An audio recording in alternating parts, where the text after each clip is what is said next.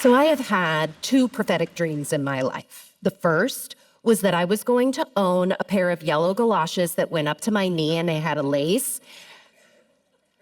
That may have been manifesting because I just went out and bought them.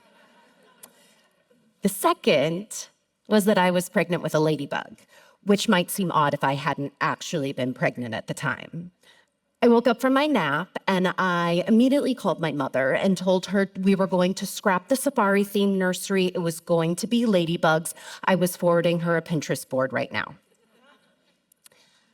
On October 17th, 2015, we welcomed our Adelaide, our Ada ladybug, into the world. Unfortunately, Adelaide's story is far too similar to Javi's. Extensive testing, missed milestones, and lots of sleepless nights. When Adelaide was 3.5 years old, the doctors confirmed our worst fears. Adelaide had never received a formal diagnosis, but they could tell from back-to-back MRIs that whatever was causing her variety of symptoms was neurodegenerative. There was nothing else they could do to help her. So in the fall of 2019, as Matt and Myra were wrestling with Javi's diagnosis, Miguel, my husband, and I laid in my daughter's bed with her as she took her final breaths. Now I'm going to take you back about 3.5 years to a very momentous week for my family's life. The week that Adelaide had her first of what would be thousands of seizures, and when my husband received the job opportunity of a lifetime. He had been asked to come in to audition for this little show. It had taken over New York City, but it hadn't quite hit the rest of the country yet. It was called Hamilton. You might have heard of it. Lynn was leaving the Broadway company. They needed someone to take over as the understudy on Broadway before taking over as the lead guy in the first production outside of New York City in Chicago. Between Broadway, Chicago, and eventually back to Broadway, Miguel would perform the role of Alexander Hamilton over 2,000 times. In fact, when he took his final bow earlier this year, Lynn got up on stage and said, "You would have to go back to the 1700s to the man himself to find someone who had portrayed Alexander Hamilton more." Spoiler alert, for those of you who haven't seen the show or, read history. Hamilton's son dies. Sorry. People often ask Miguel how it was that he could get up on stage night after night after night and perform It's Quiet Uptown, a scene where Alexander Hamilton and his wife Eliza are grieving the death of their son. Miguel says, "Well, it's my job," or "It's not my kid who dies on stage each night," or admitting that by the time Adelaide had passed away, he had already performed that scene over 1,000 times. I agree with him. It's actually not that scene that hits me the hardest. For me, it's one that comes much earlier in the show. It's a song that a parent sings to their child about the hope that they have for their child's life. A naive sort of hope for a life that is not guaranteed. It is a hope that can evaporate so quickly when the unimaginable becomes our reality. Ladies and gentlemen, it is my absolute honor to introduce my husband and forever Adelaide's daddy, Miguel Cervantes.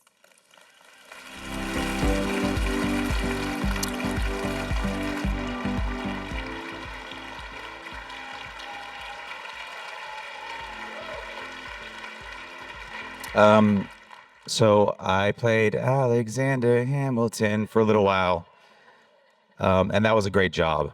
Let me tell you what, that was a good job.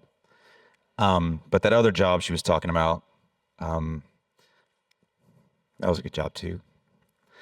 Sometimes it's hard, right? Sometimes it's hard to have, sometimes jobs are hard, and that was a hard one. There are moments that the words don't reach.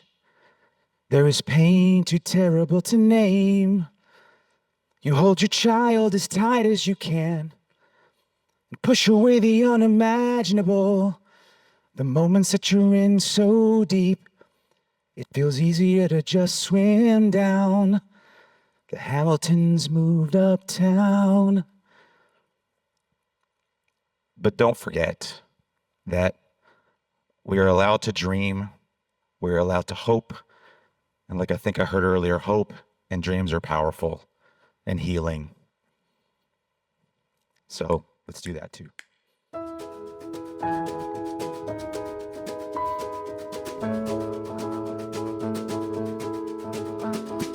Dear Theodosia, what to say to you?